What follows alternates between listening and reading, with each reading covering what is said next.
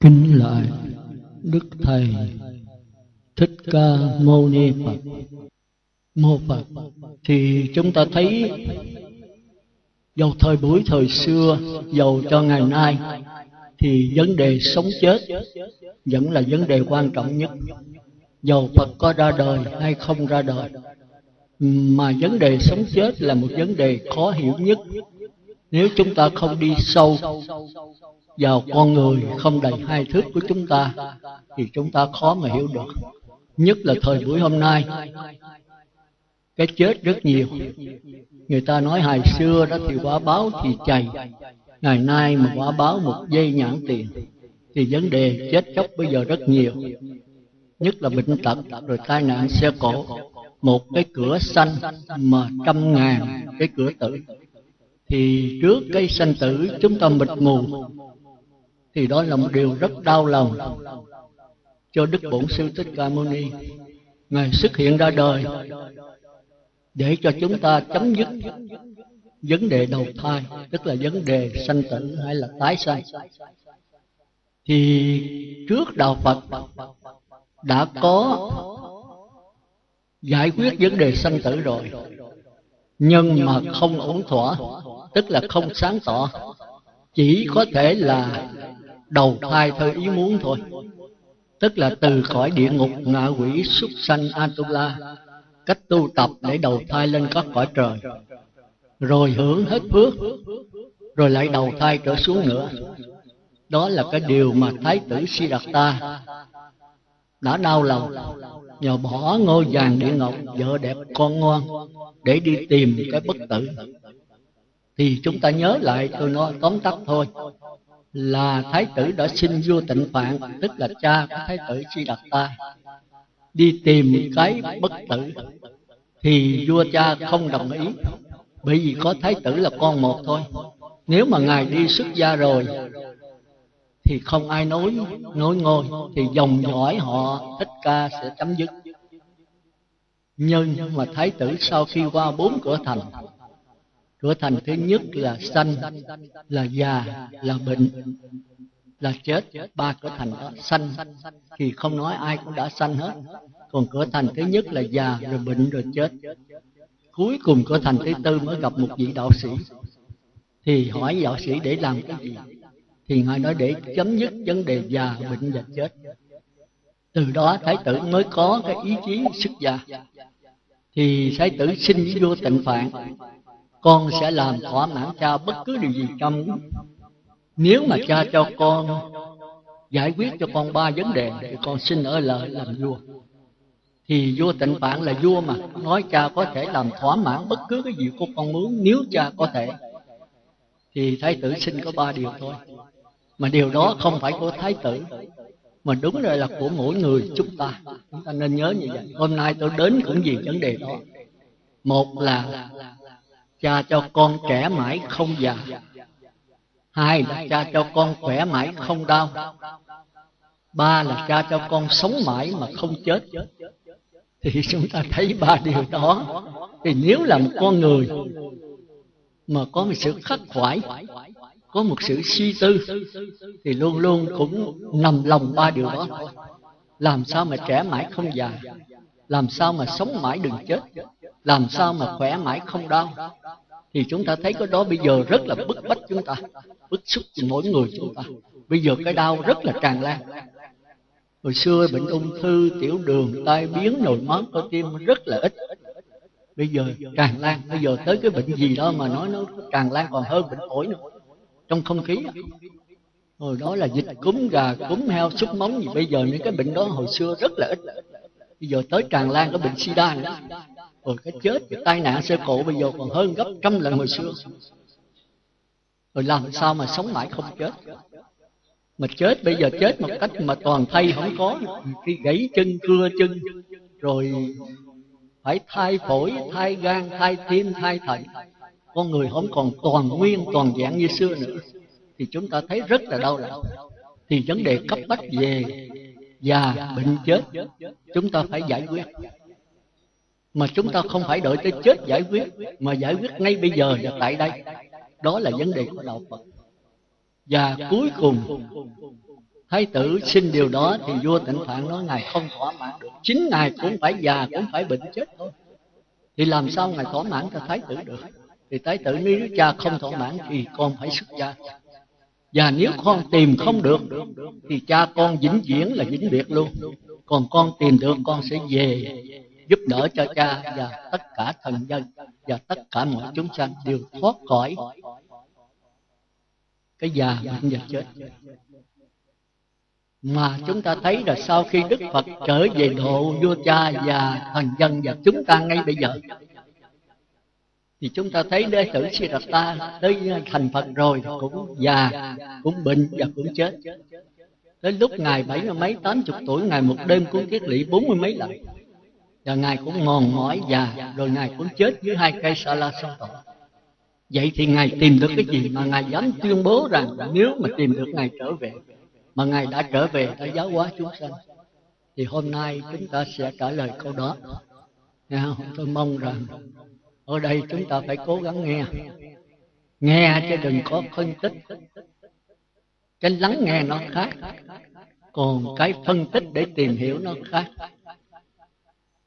Lắng nghe tức là đừng đem tất cả những kinh nghiệm, kiến thức, những sách vở học hỏi để mà phê phán cái lời tôi giảng. Thì chúng ta nghe theo cái kinh nghiệm của mình.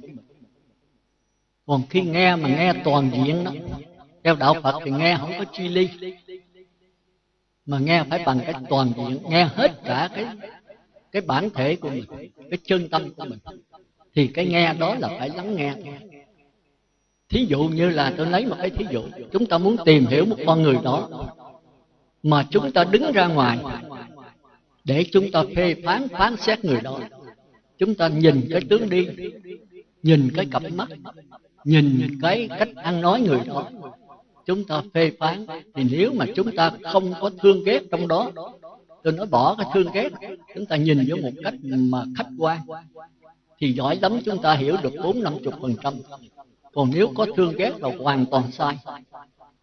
Hãy thương thì người đó thì thấy ấu nó cũng tròn, mà ghét người đó thì bồ hòn nó cũng méo tứ tung. Mà nếu bỏ cái thương ghét ra thì cái hiểu biết cũng là 30-40%. Vậy muốn hiểu biết người đó toàn vẹn chúng ta phải làm sao? Thì cái đó Đức Thái tử Siddhartha sau khi thành Phật đã trả lời. Mình muốn hiểu biết con người đó, mình phải chính là con người đó. Tức mình con người đó không phải là hai nữa, mà hiểu biết bằng cách thể nhập. Thì cái hiểu biết mới là toàn vẹn. Mà nếu cái hiểu biết toàn vẹn đó thì cái sự đau khổ sẽ chấm dứt. Mà đau khổ chấm dứt thì đó là Niết Bàn. Thành ra Niết Bàn không phải ở sắc thân, không phải ở hoàn cảnh, mà ở cái hiểu biết. Chúng ta thường kêu là linh hồn, nôm na theo tiếng ngoài chúng ta kêu đó. Còn đạo Phật thì kêu đó là cái chân tâm. Thì hôm nay chúng ta tìm hiểu cái chân tâm, và chúng ta cố gắng nhận lại cái chân tâm. Nhưng mà nhận lại thì tự nhiên là không có pháp môn, không có đạo sư, và cũng không ai chỉ dạy mình được hết. Người ta chỉ có thể làm cái bánh vẽ, là cái bản chỉ đường. Đức Phật là một cái bản chỉ đường, là một con người hướng dẫn. Còn đi hay không đi là do nơi chính chúng ta.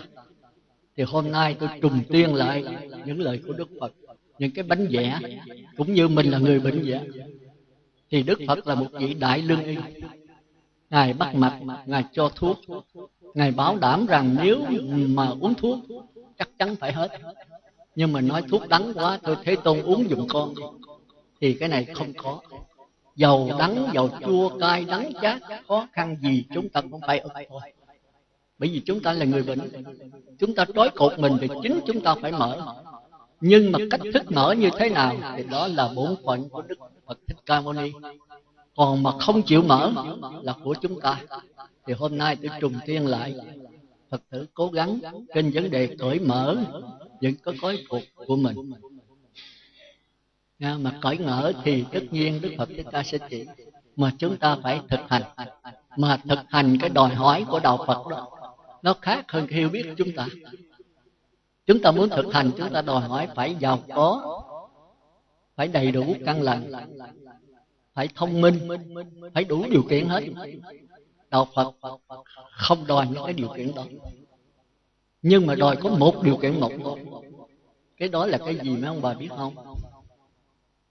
Cái điều kiện của đạo Phật đòi hỏi có một thôi, mà rất giản dị, rất dễ dàng.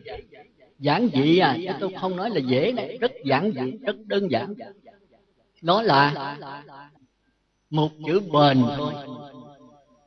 Chữ bền, bền bỉ đấy. Biết chữ bền không? Bền tức là thực hành có đó liên tục mãi mãi, không bao giờ mà chểnh mãn. Trong đạo Phật thường dùng tiếng Hán là tinh tấn. Chúng ta thấy 30 phẩm trợ đạo nổi tiếng nhất của Phật giáo trong tứ diệu đế: tứ niệm xứ, tứ chánh cần, như ý túc, ngũ căn, ngũ lực, thất bồ đề phần, bát chánh đạo, 7 phần. Thì trong đó tinh tấn Đức Phật nhất tới 9 lần. 9 lần. Và cổ đức có một câu là trên đường đạo không gì bằng tinh tấn, không gì bằng trí tuệ của đời ta. Sống phiêu linh trên kiếp sống ta bà, chỉ có tinh tấn là vượt qua tất cả. Có chữ tinh tấn thôi. Chúng ta kêu ngắn lại là bền bỉ. Chữ bền. Nó bền ở đâu? Ở con người, mỗi người chúng ta. Chúng ta thường té là chúng ta nằm dạ luôn, thì không bền. Té rồi ngồi dậy đi mạnh hơn. Bền là do cái ý chí, ham muốn của mình, cái sự tha thiết của mình trên con đường giải thoát. Tôi thường dùng cái tha thiết, cái sự chí thành trên con đường giải thoát của mình. Thành ra bất cứ mấy ông bà làm cái gì mà với cái tâm thành kính, với cái chí thành, cái gì cũng kết quả được. Còn nếu không có chí thành thì không thành cái gì hết. Dầu bố thí, dầu cúng dường, dầu thiền định, dầu trí tuệ, mà thiếu cái chí thành, thiếu cái bền bỉ thì không làm nên cái gì hết. Dầu đi tu cũng vậy, mà làm nghề nghiệp gì ở ngoài cũng vậy. Thành ra trong cái 15 hạng, 15 cái điều gì mà ấy, Sự đáng khâm phục nhất của con người đó là người ngã té mà biết đứng dậy vươn mình bước tới nữa. Đó là con người đáng khâm phục. Vì hôm nay tôi yêu cầu quý vị có cái bền bỉ thôi nha. Bền bỉ không đòi hỏi ở sức khỏe, ở giàu có, ở hoàn cảnh, mà đòi hỏi ở một sự liên tục của mình. Chẳng hạn như người ta hoàn cảnh người ta đầy đủ hơn thì có thể người ta chạy, ta đi để có mục đích, ta chạy chừng 5 phút người ta tới. Còn mình hoàn cảnh không tương tiện, ngồi ở đó mà than thì chết. thì người ta chạy thì mình giờ chạy không nổi thì mình đi. Nói tôi đi tôi cũng hoàn cảnh tôi cũng thiếu thốn không đi được nữa, không đi được thì bò. Nói tôi cũng không thể bò được nữa, bò được thì lớn. Mà nói hoàn cảnh tôi giờ nó thiếu thốn, tôi không thể đi, không thể chạy, không thể bò, không thể lết nữa, thì lúc lắc đến không đoạn đứng. Mà làm được hay không? Bạch sư người ta đi, người ta chạy đó chừng 5 phút người ta đến, người ta đi đó chừng 15 phút người ta đến, người ta bò, người ta lết, rồi con lúc lắc thì tới 1 năm mới tới. Nhưng mà cái quan trọng là tới hay không tới, chứ đâu phải 1 năm hay 2 năm. Bây giờ 10 năm cũng phải lúc lắc. Cái mục đích của mình là niết bàn, thì cái hoàn cảnh nó không thua. Hoàn cảnh là hoàn cảnh, mà ý chí của mình mạnh hơn hoàn cảnh. Thì phải như vậy chúng ta mới có thành. Chúng ta coi vấn đề một con dọn núi đó cũng vậy. Ông già 80 tuổi mà ông ra ông đục cái ngọn núi. Cái ngọn núi nó chướng ngại cho những người dân đó thấy tội nghiệp. Đi đó thay vì đi thẳng qua đó chừng 1 cây số phải đi vòng phải 30-40 cây số, thì nó lâu gấp 10 lần. Mà người dân thì nghèo mà đi vậy thì tiền bạc không đủ. Ông mới ra ông đục cái núi này, cái núi cao như vậy, mà cái ông già 80 tuổi mà xưa đâu có máy móc như bây giờ, lấy cái đục ra đục từ miếng. Người ta hỏi ông đục núi chi vậy? Nó thấy người dân đây tội nghiệp, tôi đục cái núi thẳng qua bên đây cho có đường ta đi thẳng, ta khỏi đi vòng. Nói trời ơi, ông già bộ ông khùng. Ông 80 tuổi này, cái núi này đó là nó lớn cỡ mấy ngàn thước chiều cao, nó bự gì. Ông đục 100 năm bây giờ cũng chưa hết cái núi này, mà cái tuổi ông đã 80 rồi. Giỏi lắm, giỏi sống 5-10 năm nữa là ông chết, làm sao đục cái núi nữa. Thì ông trả lời sao biết không? Tôi bây giờ tới năm tới tôi chết cũng được. Tôi đục mà tôi chết rồi còn con tôi. Mà con tôi đục, con tôi chết còn cháu tôi. Mà cháu tôi chết nữa là còn chắc của tôi. Mà cái núi nó vẫn bỏ lớn thôi, nó đâu có thêm. Mà cái ý chí của tôi thì nó mạnh hơn núi, thì cuối cùng cũng phải thắng thôi. Và sau này từ đó là có con đường đi thẳng ngang đó, kêu là núi Ngu Công. Thì chúng ta thấy ở ngoài đời còn phải vậy nữa. Còn huống gì chúng ta tu là cái đạo Phật, cái quả Phật là cái quả tối thượng nhất. Mà nếu chúng ta làm biến, chúng ta không có ý chí thì không làm gì nữa. Ta nói người không chí thì như thuyền không lái, như ngựa không cương, trôi dạt lông bông không ra thế nào cả. Thành ra một người tu đó, một việc ác nhỏ cũng không dám làm, một việc thiện nhỏ cũng không dám bỏ. Dầu chỗ mờ tối không ai biết, mà chính mình biết thì đã chết rồi. Mà mình là cái gì? Ta là cái gì? Thì hôm nay chúng ta tìm hiểu thử coi cái ta là cái gì mới được. Tại sao mình lại sợ ta? Thì cái đó là cái khó hiểu chưa trước Phật tử. Cái xác thay không đầy 2 thước này là ta, mà trong đó gồm có bao nhiêu thứ chưa chắc chúng ta hiểu được. Thành ra cái thế giới hiện tại mà chúng ta tìm hiểu con người này là cả một vấn đề khó. Mà tìm hiểu đó chỉ mới là cái bánh vẽ thôi. Còn thấy rõ cái ta này nó là cả một vấn đề. Nếu mà thấy rõ cái ta này thì quý vị đắc quả A-la-hán. Cái ta này gồm có 5 phần tất cả, kêu là ngũ quẩn hay là ngũ ấm. Ngũ là 5, quẩn là gom nhóm xúc xếp lại, xúc tích lại. Ấm là che đậy, che mất cái chân tâm của mình. Cái thứ nhất là sắc quẩn, cái thứ nhì là thọ quẩn, cái thứ ba là cái gì? Là tưởng quẩn. Cái thứ tư là gì? Hành quẩn. Cái thứ 5 là thức quẩn. Trong con người này 5 cái đều nằm ở trong con người không đầy 2 thước này. Giờ tôi hỏi quý vị phân biệt coi cái sắc vững thọ, vững tưởng, vững hành, vững thức, vững khác nhau sao? Ngay trong cái con người của mình, và áp dụng ngay trong cuộc sống, để rồi chúng ta theo dõi nó.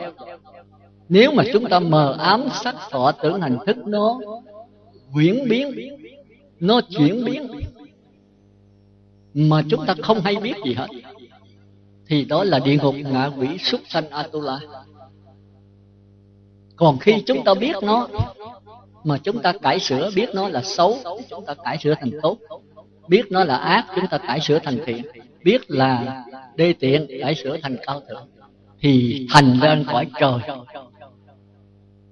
Còn khi biết và lặng lẽ nhìn nó thể nhập vào toàn vẹn con người nó, thì đó là Phật. Chỉ có vậy thôi. Thì cũng cái tiến trình ngũ quẩn thôi. Nhưng mà nếu nó diễn biến, nó chuyển biến như thế nào, nó thay đổi như thế nào mà chúng ta hoàn toàn mù mịt, thì đó là cái nghiệp kéo đi đâu mình đi đó. Sống rồi hễ mà vui thì cười, mà buồn thì khóc, rồi chết thì ra đi. Cái nghiệp nó kéo đâu kéo thì kệ. Cái đó là cái đau lòng của Đức Phật Thích Ca. Còn khi mình hiểu biết rồi mình cải sửa nó, thì cái này kêu là chuyển nghiệp. Thì thời Phật Thích Ca đã có rồi, đã có. Cũng như cái hộp bình bát, lên cây bình bát thì trái bình bát, mà chúng ta cứ để y chang như vậy là 4 đường ác. Còn bây giờ tôi hộp bình bát, cây bình bát, mà tôi không muốn trái bình bát, tôi muốn trái mãng cầu, được không? Được, tôi chặt nhánh tôi tắt. Thì cái này là 4 đường thiện. Rồi nếu mà tôi nhìn cái hộp bình bát, cây bình bát, trái bình bát, mà tôi thản nhiên nhìn nó, thấy cái sự sanh diệt của nó, muốn chuyển nghiệp thì chuyển, muốn để như vậy cũng được, nhưng mà không bao giờ tôi dính mắc vào cái nào hết. Nhìn biết tất cả mà không dính mắc vào tất cả, đó là đạo Phật. Hay tôi nói một cách thí dụ khác, cũng như chúng ta đi học đó, từ lớp 1, lớp mẫu giáo, lớp 1, lớp 2, 3 tới lớp 12. Mà bây giờ tôi đang học lớp 3, thì tôi thấy lớp 3 cái trình độ hiểu biết còn kém nữa. Nó chướng ngại cho cái hiểu biết tôi bỏ lớp 3 tôi lên lớp 4. Ở lớp 4 tôi thấy còn chướng ngại, còn kém nữa, tôi muốn cái hiểu biết rộng hơn, bỏ lớp 4 tôi lên lớp 5. Bỏ lớp 5 lên lớp 6, thì cái đó kêu là chuyển nghiệp, kêu là tiến hóa, hay là kêu là thần thông. Tôi có thể cải sửa tất cả sự vật, nhưng mà đó không phải là đạo Phật. Chừng tôi học lớp 12 rồi tôi vào sư phạm, tôi làm thầy giáo, thì ông thầy giáo này mới là đạo Phật. Nếu mà tôi đang học lớp 5 mà bây giờ đem tôi xuống lớp 1, lớp 2 thì chết. Tôi đã học qua rồi, giờ vậy là tôi không tiến được. Rồi bây giờ đưa tôi lên lớp 10 cũng chết. Tôi lớp 5 mà đưa lên 10 tôi làm sao học được. Còn nếu ông thầy giáo nào mà năn nỉ ông xuống lớp mẫu giáo, xuống thì xuống. Kêu ông vô lớp 3, vô thì vô. Kêu ông lên lớp 5, vô lớp 5 thì lâu. Kêu ông lên lớp 12, vô lớp 12 thì vô. Nhưng mà từ lớp mẫu giáo tới lớp 12, ông vẫn là thầy giáo, ông không dính mắc vào lớp nào. Vô đó ông là chỉ dạy cho mấy học sinh nó tu, chứ ông không bao giờ học trò được. Còn người học trò lớp 5 mà lớp 6 mà xuống lớp 2 rồi thì thành học trò lớp 2. Vì cái hiểu biết mình chưa tới. Thành ra vấn đề tu đạo Phật với đạo trời, với 4 đường ác thì nó khác nhau ở cái hiểu biết, chứ không phải ở sắc thân, không phải ở hoàn cảnh. Nhưng người mà chưa phải thầy giáo thì phải nương vào sắc thân, phải nương vào hoàn cảnh, phải có thầy sáng, phải có bản lãnh. Trừ khi nào mình đắc quả, làm thầy giáo rồi thì không cần hoàn cảnh, không cần thầy sáng bản lãnh, ở đâu cũng được hết. Còn nếu chúng ta chưa đắc quả, chúng ta phải có thầy sáng, phải có bản lãnh. Thành ra tôi thấy Phật tử mà đi Phật thất gì rất đông, tôi rất là mừng. Tại sao vậy? Ở đây đủ cái điều kiện để cho chúng ta tiến hóa, để cho chúng ta làm thầy giáo. Nhưng mà chúng ta vẫn là học trò. Thành ra chúng ta phải nương vào hoàn cảnh. Ở nhà đó thì tôi đủ thứ. Thành ra tôi thấy vậy là khoảng những ở đây mà tôi còn muốn cạo đầu hết cái gì nữa. Đó là cái mong mỏi của tôi. Vì vậy biết không? Đang khỏi về nhà. Về nhà nó có bổn phận, nó có quyền lợi, nó có trách nhiệm. Mỗi vị ở đây cũng vậy. Nếu mình là con của cha mẹ thì bổn phận làm con đối với cha mẹ. Rồi mình có gia đình, nếu có chồng thì bổn phận làm vợ đối với chồng. Rồi có con là bổn phận làm mẹ đối với con. Rồi con đi học thì có bổn phận là mình đối với thầy giáo của con mình. Còn đối với lối xóm, lối bà con, đám cưới nào, quan hôn, tang tế, đủ thứ, nó bận rộn đủ thứ hết. Làm sao thì giờ rảnh mà trở về với con người này? Muốn trở về với con người này, nếu mình người sơ cơ đó, là coi kinh, rồi phải ngồi thiền ít nhất cũng 7, 8, 9, 10 tiếng. Khi lặng lẽ trong đó mình mới coi cái diễn biến, cái chuyển biến của sắc thân, của cảm giác, của tư tưởng, của ý chí và của linh hồn hay là gia thức mình. Không phải dễ. Thái tử Siddhartha cũng đã bỏ đi mấy chục năm trời, 5 năm khổ hạnh, 6 năm tịnh lạc và 49 ngày dưới cội Bồ Đề thì mới thành quả. Chúng ta tài hơn Thái tử Siddhartha thôi. Bây giờ chúng ta lo đủ thứ hết. Tôi thấy Phật tử ở ngoài hỏi là lúc này tu hành tinh tấn không? Con bị tại vì bởi thủng thẳng sư ơi, để con sắp xếp cho con cái có gia thất hết rồi con sẽ đi tịnh xá, con nghe pháp. Tôi nói vậy cũng được, đỡ vô là thiêu tu luôn. Mấy bà biết có chừng nào mình chết không? Biết không? Không sao mình đợi tới con cái có gia thất, mình đợi sống tới chừng đó không? Quý ông với bà đi vô cái nghĩa trang, bất cứ nghĩa trang nào coi thử coi, 80 cũng có, 70 cũng có, 50, 40, 30 cũng có, 1 tuổi cũng có, trong bụng mẹ chết cũng có không? Có là sao vậy mà còn hẹn? Nên nó đúng em bà, đây bữa nay là tôi cạo đầu hết rồi. Người nam thì tôi dẫn về tịnh xá tôi, còn người nữ ở đây với sư cô, chịu không? Để khỏi phải tại bởi bì gì, khỏi bởi, phải không? Rồi cuối cùng không thành Phật, rồi 2 bàn tay trắng. Chết rồi mang theo cái gì?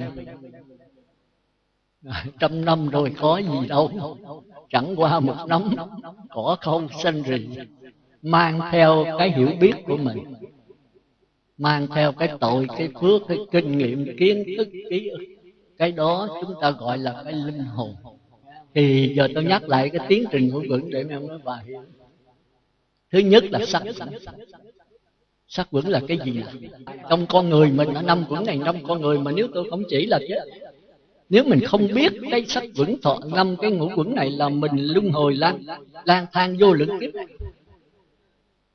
Mà nếu mình biết nó, không biết là 4 đường ác, còn biết nó mà cải sửa 4 đường thiện, mà biết mà theo dõi sát nó, thể nhập vào nó, biết một cách toàn diện nó, không phải đứng ở ngoài mà quan sát nữa, mà mình là chính là nó, thì ngay lúc bấy giờ là Phật. Phật như vậy thôi, không có gì khó hết. Dễ quá phải không? Không phải dễ đâu. Tôi giảng vậy rồi cái thực hành rồi mới biết. Thì bây giờ cái sắc vững đây đó là gồm có mắt, có tai, có mũi, có lưỡi, có thân và có ý. Rồi bên ngoài thì có cái gì? Không lẽ con mắt tôi vậy thôi sao? Con mắt là để thấy, lỗ tai là để nghe. Mà đối tượng con mắt là cái gì? Là sắc vững, là cái micro, là cái bình thủy, là Đức Phật, là quý ông bí mật. Tức là sự vật mà nó làm cái đối tượng cho con mắt để con mắt thấy, thì gọi chung là sắc vững. Tức là những hình tướng nó cấu kết, nó nối lại thành cái hình tướng, có thể khái niệm, có thể diễn tả được, có thể đặt tên được, thì cái đó là sắc vững, cái đối tượng của con mắt. Còn đối tượng lỗ tai là cái gì? Hả? Là cái thinh trần, là cái tiếng tôi nói, tiếng gió thổi, tiếng chim kêu, tiếng người ta nói chuyện, tiếng bò nó rống. Tất cả những cái này kêu đó là thinh trần, tiếng trống, tiếng chuông. Tất cả những cái tiếng mà là đối tượng của lỗ tai. Còn cái lỗ mũi là gì? Tất cả các mùi kêu là hương trần. Rồi cái lưỡi là cái gì? Gì gồm có chua, cay, đắng, chát, mặn, nồng, là của cái lưỡi. Còn cái thân là gì? Là cái xúc chạm, tức là nóng, lạnh, trơn, láng, mịn, khô. Tất cả những cái đó là cái đối tượng của sắc thân, kêu là xúc trần. Như vậy thì mắt, tai, mũi, lưỡi, thân và ốc. Ban đầu là cái ốc thôi, sau mới là ý. Cái đó là phải học khó nữa đây. Cái ý với cái ốc hơi khác. Cái ý nó thuộc về tâm, còn cái ốc thì nó thuộc về căn. Nếu chúng ta học riêng, cái đó là chắc gặp nhiều lần, chứ bây giờ tôi không có giảng sâu được, thấy không? Thì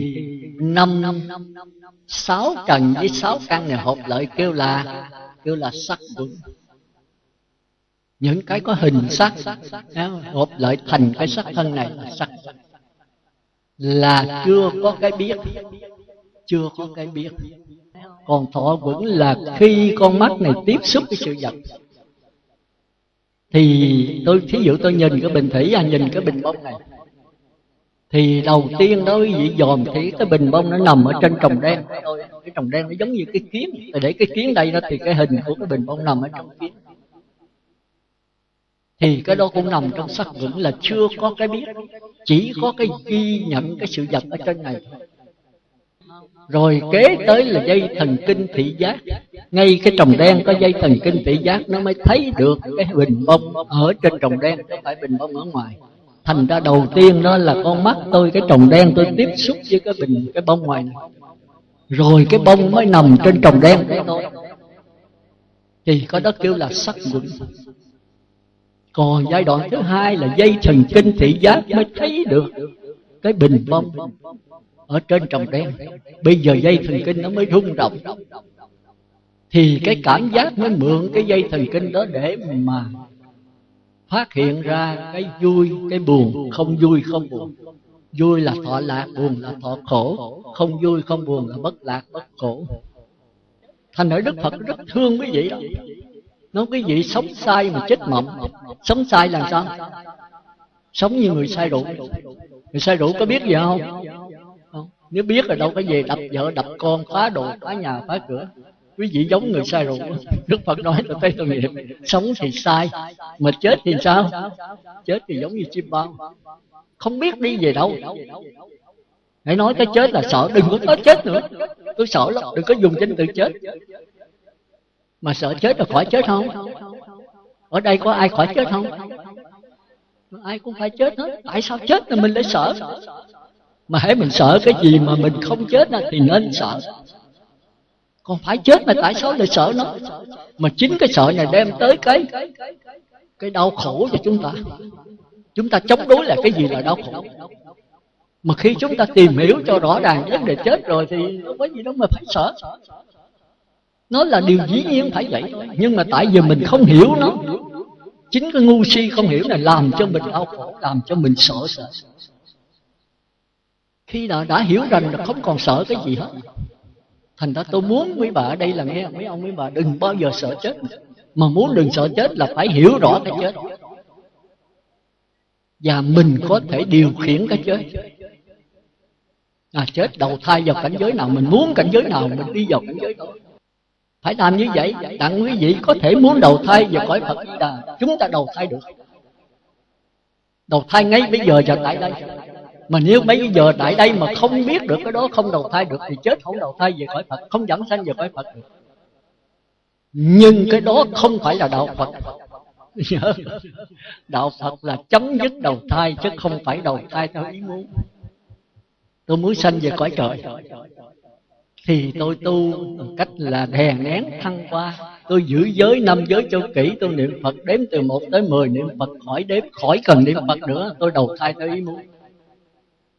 Cái định lực tôi mạnh, tôi có thể đầu thai, nhưng mà không về cõi Phật được, chỉ về cõi trời thôi.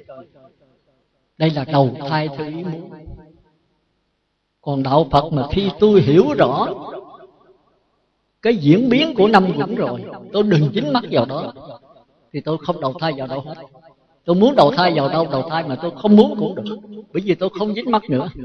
Tôi không có ghiền cái gì hết. Nếu mà tôi nô lệ một cái gì, tôi phải đầu thai về đó. Nô lệ ghiền là cái gì mấy ông bà biết không? Có nhiều thứ ghiền. Ở đây người Nam thì ghiền nhiều á. Ở đây có ai ghiền thuốc không? Có ai ghiền rượu không? Có ai ghiền cà phê không? Cái này thì nam nữ chắc có hết. Mấy bà mấy cô thì thấy cà phê cũng không tránh, còn thuốc thì không có, thấy không? Mỗi lần thì mấy cô có trầu, nhưng giờ tôi thấy người nữ ít có ăn trầu. Nhưng mà cà phê thì tôi thấy người nữ nhiều quá. Uống thì uống mà đừng có ghiền. Tôi dùng chữ ghiền. Ghiền nghĩa là sao? Nghĩa là tới cử, một ngày 2 cử 3 cử mà không có thì sao? Quậy. Chúng ta dùng chữ quậy. Quậy tức là phá nhà phá cửa, đánh vợ đánh con. Thì cái đó kêu là sân. Hãy no thì mất ngon, mà giận thì sao? Mất khôn. Mất khôn thì đi đâu? Đi xuống ngạ quỷ, đi xuống súc sanh, đậm độc chui đó. Vậy thì phải bỏ cái ghiền. Bây giờ muốn đầu thai làm người, làm trời, làm Phật, hay là làm chó, làm ma quỷ? Mà ai làm cho mình đầu thai? Chính mình thôi. Hễ mình có tâm chó thì đầu thai làm chó, linh hồn chó thì đầu thai làm chó. Mà cái thể xác này không ăn thua gì hết. Ông Phật cũng mang thể xác như mang mấy bà, nhưng mà linh hồn Ngài là linh hồn Phật.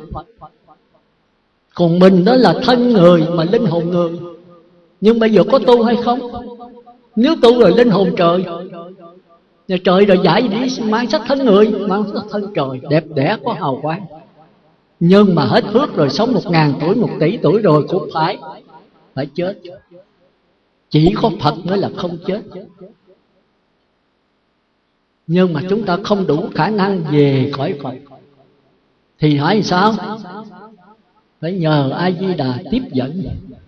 Thì nó giống hệt bây giờ quý vị nào ở ngoài đời, tôi nói thí dụ bây giờ Phật Thích Ca còn sống, tôi nói ví dụ thôi, Ngài mở cái giáo hội của Ngài, thì quý vị vô giáo hội đó chắc chắn quý vị phải thành thánh, nhập lưu nhất dẫn lai bất lai A La Hán, chấm dứt đầu thai. Nhưng mà ở ngoài đời mấy vị khó mà thành thánh được. Tại sao vậy? Tại vì bổn phận trách nhiều quá, tại vì bởi không thể tu được. Còn vô giáo hội quý vị không tiền, không bạc, không nhà, không cửa, không vợ, không con, không có gì hết mà có tất cả như tôi nói hồi nãy. Thành ra rất rảnh rang. Rồi có Phật chỉ con đường cho mình tu. Ngài là có người hướng dẫn, Ngài là có người cái ngọn đèn soi sáng cho mình theo đó mình tu mà đắc thánh quả. Thành ra vào giáo hội rất là dễ đắc. Chúng ta nhớ thời Đức Phật khi Ngài tịch 1250 vị đều là thánh nhân hết, đều là thánh nhân hết. Mà hôm nay không còn giáo hội nữa. Thành ra một ngày một xuống, một ngày một xuống, không ai. Chúng ta là con rắn mất đầu. Thành ra Đức Phật Thích Ca mới tội nghiệp, biết rằng cách Phật 2000 mấy trăm năm rồi thì cái mạt pháp này đi xuống. Thánh nhân thì đi hết rồi, còn lại lục phàm tình như chúng ta thôi, những người mù với người đuôi không. Rồi mới dẫn nhau, người mù thì dắt người đuôi đi. Tôi là người mù, tôi dẫn một đám người mù đuôi này theo, quờ quạng đi tìm Phật tánh. Thì Đức Phật nó không tìm được đâu. Người đuôi mà làm sao thấy được Phật tánh. Nhưng mà tìm cõi trời thì dễ. Cõi trời chỉ dần nhất niệm thôi. Rồi bây giờ Ngài nói thôi, sao các con tu làm sao được nhất niệm? Thay vì sanh về cõi trời, các con cứ tha thiết chí thành kính nhờ Phật A Di Đà tiếp dẫn cho. Cái giáo hội Phật A Di Đà vẫn còn. Thì nếu các con thành kính mà các con nhất niệm rồi thì Ngài sẽ tiếp dẫn trong 48 lời nguyện của Ngài. Mà Ngài đã thề nguyện rồi, mà nếu không tiếp dẫn thì Ngài nói dối. Phật không bao giờ nói dối. Thành ra chúng ta rất may mắn, Phật Thích Ca giới thiệu là các con chỉ cần nhất niệm thôi, và phát nguyện nữa thì 100 người giảng sanh hết 100 người.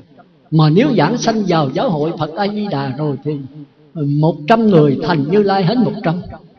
Đó là trong 48 lời nguyện. Thành ra chúng ta may mắn là không cần phải vô niệm, không cần phải đắc quả nhập lưu nhất dẫn lai bất lai thánh quả, mà chúng ta chỉ người trời. Mà người trời sanh về cõi trời, mà hưởng hết phước thì sao? Trở lại 4 đường ác.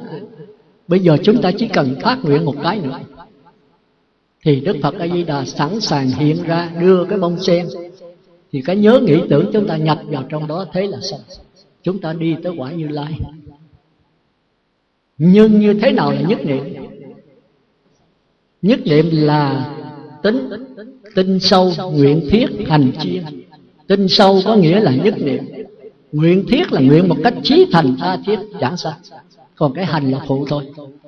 Nếu hành mà 8 trên 24 thì hạ sanh, 16 trên 4 là trung sanh, 24 trên 24 là thượng sanh. Không cần phải 24 trên 4, 6 trên 8 trên 24 cũng được.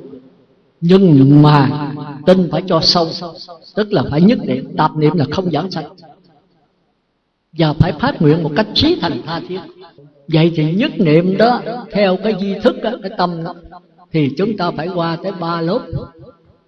Ban đầu niệm Nam Mô A Di Đà Phật 1, Nam Mô A Di Đà Phật 2, Nam Mô Phật 3. Mới tới 3 nó nghĩ cái khác rồi thì phải kéo trở lại, không đếm 4 mà đếm 1 trở lại. Nam Mô Phật 1, Nam Mô Phật 2. Mới tới 2 nghĩ cái khác rồi, nó nghĩ tới ngày mai đi đám giỗ thì tạp niệm rồi đấy. Thì thay vì đè nó, mình trở lại Nam Mô Phật 1 lại. Nam Mô Phật 1, 2, 3, 4. Mới tới 4 là nhớ ngày mai phải dẫn con đi đóng tiền học, thì tạp niệm nữa rồi trở lại 1 lại. Tới chừng nào từ 1 tới 10 mà không nghĩ gì hết, chỉ nghĩ tới câu niệm Phật hoặc nghĩ tới Phật A Di Đà thôi, thì chúng ta làm lần thứ 2, thứ 3, thứ 4, thứ 100, thứ 1000 mà nó không nghĩ gì hết thì tạm xong. Tôi dùng chữ tạm chứ nếu kéo dài thỉnh thoảng nó cũng không vô, nhưng mà nó quá lâu rồi thì tạm xong. Thì chúng ta tới giai đoạn thứ 2 là niệm Phật khỏi đếm. Nam Mô A Di Đà Phật, Nam Mô A Di Đà Phật, cứ liên tục hoài. Thì trong kinh nói giống như mình chăn trâu vậy. Cái tư tưởng của mình đó nó phóng như con trâu hoang, rồi đó thì không chăn nó. Tôi ngồi đây tôi giảng pháp mà tôi nhớ tới tịnh xá, đó là tập. Tôi ngồi đây, tâm tôi ở đây, tôi giảng pháp ở đây, thì đó là nhất niệm. Mà phải liên tục hoài. Thành ra ban đầu đó rất khó nhất niệm. Chúng ta ở ngoài bị, tại vì bởi bổn phận trách nhiệm nhiều quá. Nào là cha mẹ mình, nào là con cái mình, nào là bên chồng, nào là bên vợ, nào là xã hội, nào là bạn bè, đủ thứ hết trơn. Thì ngồi xuống là nó quay lại. Mà không những ngay bây giờ, mà hôm qua, hôm kia, 1 năm trước, mà kiếp trước nữa. Thành ra vấn đề nhất niệm rất là khó. Thì chúng ta tu cũng vậy đó. Niệm Phật đếm từ 1 tới 10 mà được 100 tiếng, 1000 tiếng mà nó không phóng tạm được. Bây giờ niệm Phật khỏi đếm, nhưng mà theo dõi nó. Hệ nó có phóng đó, nhảy tới chụp lại, dùng để 1 tới 10 kéo nó trở lại. 1, 2 lần thôi rồi trở buông bỏ, theo dõi nó. Thì cái này chưa gọi là nhất niệm. Còn tranh đấu giữa tạp niệm và nhất niệm, nhất niệm chưa chắc giảng sanh. Cái này mai rủi thôi. Bởi vấn đề chết của chúng ta đó là sao mấy ông bà biết không? Do cái niệm cuối cùng kêu là cận tử nghiệp.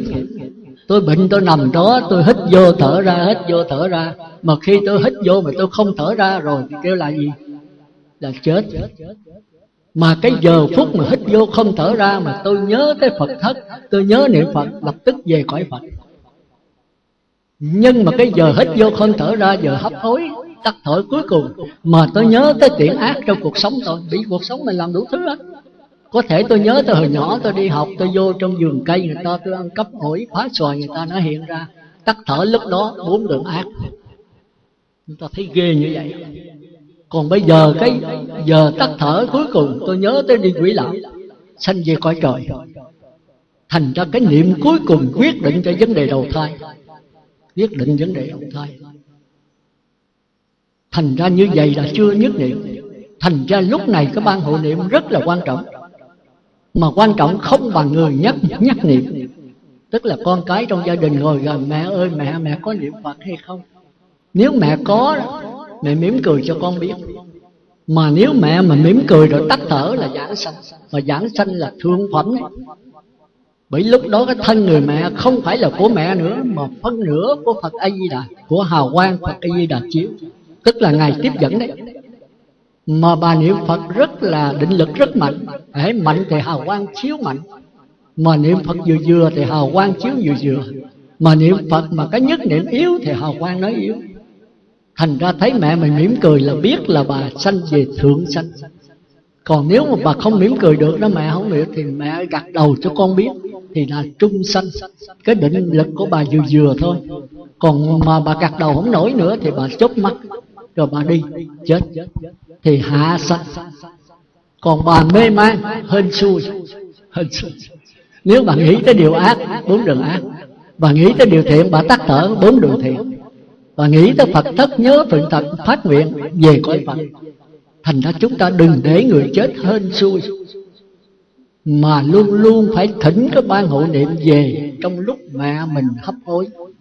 Và nhất là con cái gia đình người nào khôn khéo, tôi dùng chữ khôn khéo, tức là người này phải thông minh, phải hiểu cái vấn đề giảng sanh để mà gần gũi mẹ. Mẹ nhờ cái từ lực của mình, cái nhân điện của mình, nhất là được các nhà sư có đức, các sư cô có đức thì quý vô cùng. Còn không có thì người thân gia đình, người nào mà khôn khéo nhất, người mẹ mình mến nhất, gần đó để nhắc nhở mẹ, thì hãy bà tỉnh táo, bà chết rồi là cái bảo đảm giảng sanh. Nếu mỉm cười là thượng sanh, gật đầu là trung sanh, chớp mắt là hạ sanh. Còn muốn coi cho chắc giảng sanh nữa đó, thì sau khi bà mất rồi muốn biết thật sự nữa, để 8 tiếng. Như tôi nói hồi nãy, khi chết rồi mắt, tai, mũi, lưỡi chết hết. Còn dây thần kinh, thị giác, thính giác, xúc giác, khứu giác, vị giác 8 tiếng mới đứt. Quý vị biết dây thần kinh rồi phải không? Thì 8 tiếng đồng hồ mới mất cảm giác. Còn trong 8 tiếng nó vẫn còn sống. Thành ra khi 8 tiếng rồi mà các dây thần kinh này đứt hết, chưa tới 8 tiếng mà 8 tiếng rồi mà đứt hết, thì tay chân nó cứng ngắc. Mấy đạo tỳ nói lợi nói liệm, nó la trời, nó trách thì sao mà chết bà không để chôn liền mà để tới quá 8 tiếng. Thành ra hồi chết đừng đi coi thầy, để 8 tiếng hả coi thầy. Tôi nói là tôi bảo đảm, tôi chịu trách nhiệm. Thầy nói là để 10 tiếng, 20 tiếng càng tốt. Còn nếu thầy nói để 2 tiếng thì mình để tới 8 tiếng rồi. Bởi vì 2 tiếng dây thần kinh chưa đứt, đụng tới xác bà mẹ mình có thể nhức nhối bà nổi sân. Nổi sân là sanh xuất sanh. Còn những người có tu định lực mạnh thì người ta không nhức đâu, mà định lực mạnh thì người ta giảng sanh rồi. Nó thành ra để 8 tiếng mà tay chân vẫn mềm ùi, để 10 tiếng, 20 tiếng mà tay chân vẫn mềm như lúc còn sống, thì đây là giảng sanh. Đây là có hào quang Y Đà chiếu vào cái thể xác của bà. Còn nếu thể xác của bà không thì 5 phút, 10 phút là cứng ngắc như khúc củi. Chúng ta nên nhớ ở đó. Cái đó là trong di thức giảng rất rành. Thành ra chúng ta muốn biết mẹ mình giảng sanh, coi 2 cái. Một là trước khi chết tỉnh táo. Tỉnh táo mà mỉm cười, gật đầu hay chớp mắt. Rồi để 8 tiếng bà vẫn mềm ùi, 10 tiếng, 20 tiếng càng tốt. Nhưng mà nằm sau dưới 8 tiếng là không nên. Nó chia thần kinh nó chưa đứt. Rồi muốn coi chắc chắn hơn nữa thì khi chết rờ trong sâu thân, đảnh thánh nhãn sanh tiên, nhân tâm ngại quỷ phúc. Ở trên đầu này đó là sanh về bậc thánh. Nghĩa là trong mình có 6 bóng đèn tất cả, kể luôn cái mặt nữa là 7 bóng. Thì nếu cái bóng trên này mà còn chót có thể tất cả đều đứt hết. Bóng trên này còn chót, đó là bậc thánh sanh về trung phẩm, phương tiện hữu dư chứ không phải phàm thánh. Còn nếu cái trán này mà còn nóng thì hạ phẩm thượng sanh. Còn cái lỗ mũi, cái mặt này còn nóng là hạ phẩm trung sanh. Còn cái ngực còn nóng đó thì đó đúng là sanh về cõi người đấy, nhưng mà giảng sanh về cõi Phật là hạ phẩm hạ sanh. Còn cái này là sanh về cõi trời sắc giới thì hạ phẩm trung sanh nếu có phát nguyện. Còn đây là cõi trời vô sắc, tức là nếu phát nguyện thì giảng sanh về hạ phẩm thượng sanh. Đó là cách thức ở trong tịnh độ. Thành ra vấn đề chết là vấn đề quyết định cho vấn đề thành Như Lai, hay là thành trời, hay là xuống địa ngục, ngạ quỷ súc sanh là tùy ở cái giờ phút chót. Nhưng mà nếu người này không có tu gì hết thì chịu thôi. Không có niệm Phật, không có gì hết, và nhất là không hiểu biết giáo pháp gì hết, thì rất đau đớn cho người đó. Còn có đi Phật thất như vậy mà có nghe giảng, có khi đi Phật thất mà không nghe giảng, không gặp cái duyên, thì gần chết rồi mới chới giới. Thành ra niệm Phật đếm từ 1 tới 10, niệm Phật khỏi đếm là còn tạp niệm, chưa có giảng sanh. Phải nhờ ban hộ niệm, phải nhờ người nhắc niệm. Còn tới giai đoạn thứ 3, để tôi giảng coi hiểu không nhá, thì tôi giảng cái linh hồn hồi nãy đó, nó giống như cái dòng nước. Còn cái xác thân nó là cái lượng sống. Khi mình niệm Phật rồi đó, mình tống cái chủng tử, cái hột giống niệm Phật vô trong linh hồn mình. Mà trong linh hồn của chúng ta là một bãi chiến trường. Trong đó có chủng tử ác, chủng tử thiện, chủng tử vô ký, không thiện không ác. Cuộc sống mà chúng ta đi ăn trộm ăn cắp, chúng ta gạt người ta, chúng ta sát sanh trộm cắp tà dâm, thì chủng tử ác này nó quân tập vô trong đó. 1 năm, 2 năm, 10 năm, 1 kiếp, 2 kiếp, 10 kiếp vẫn còn y nguyên, không mất. Như tôi nói hồi nãy, một việc ác nhỏ cũng không mất, một việc thiện nhỏ cũng không mất. Chúng ta ngồi đây chúng ta để ý coi, khi mình nhớ lại lúc 3 tuổi, 5 tuổi nó vẫn hiện ra như thường. Nhưng khi mình tu hành mạnh đó thì mình đè nó xuống, nó không hiện, hay là mình quên đi, mình làm ác quá nó mất đi, mất những cái chủng tử thiện đi. Đó, bây giờ mình mới niệm Phật, chủng tử niệm Phật vô trong đó. Đó, giờ mình niệm Phật 1000 câu, nó chủng tử ác 500 câu, còn 500 câu niệm Phật vô, nó tiêu 300 còn 200. Mai làm 200 nữa 400, mốt là 100 nữa 500. Bữa nào mà không giữ giới kỹ thì nó vô ít lắm, mà giữ giới kỹ nó vô nhiều. Rồi bữa kia nữa 300 nữa 800, bữa nọ 500 nữa 1.200, rồi từ tới 10.000, rồi 1 triệu, rồi 1 tỷ. Rồi sao? Chủng tử niệm Phật nó tiêu diệt chủng tử ác lại. Rồi khi nó đầy ai lại gia mình rồi thì sao? Nó tràn ra. Thì mình ngồi xuống mà muốn niệm Phật thì trong linh hồn mình có tiếng niệm Phật ở trên không gian. Mấy ông bà đừng sợ, đó là của mình, số vốn của mình. Mình ngồi xuống là nghe Nam Mô A Di Đà Phật thì biết là mình ai lại gia đã tràn rồi đấy.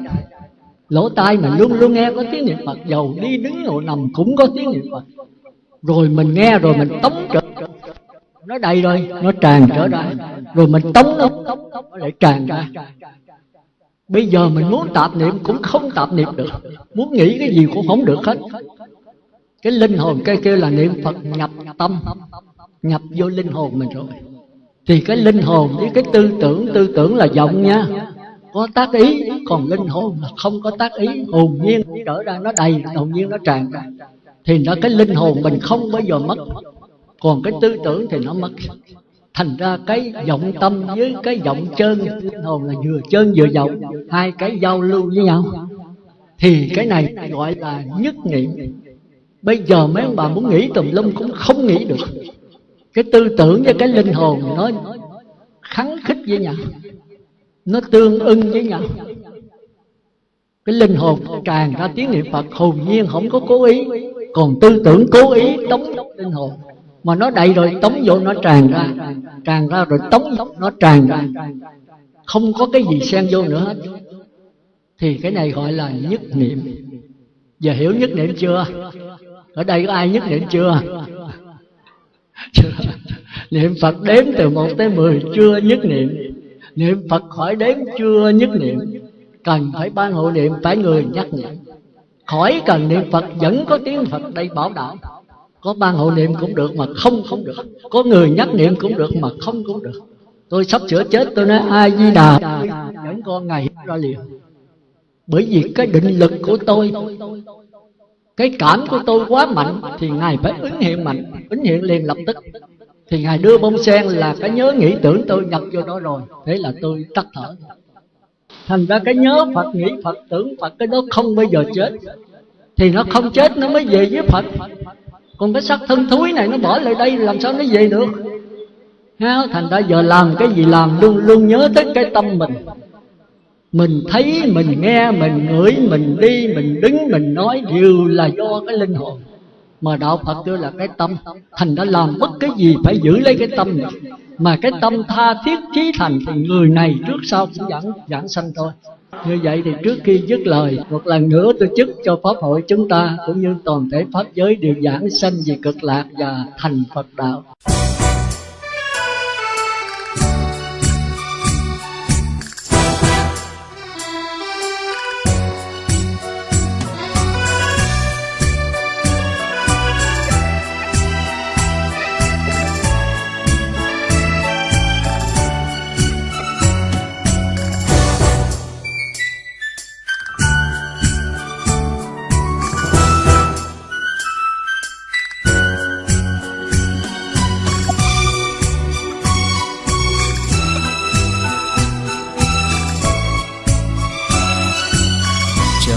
khói tỏa thơm ngát trời xa, hương của từ bi trải rộng bao la.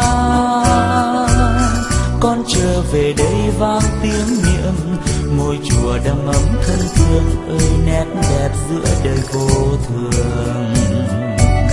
Mái ngói đỏ tươi vườn cây xanh mát,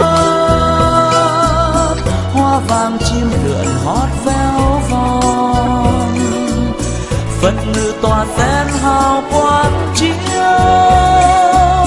tứ chúng tu hành tịnh độ môn.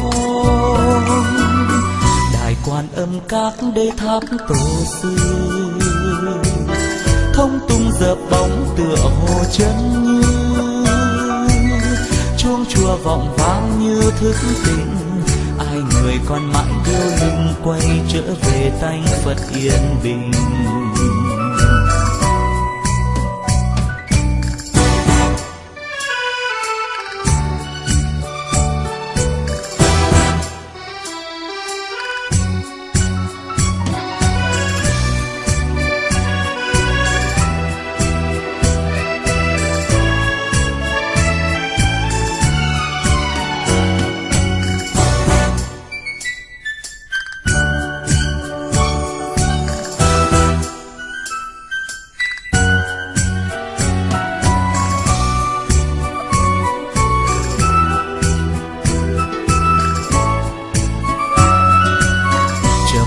Khói tỏa thơm ngát trời xa,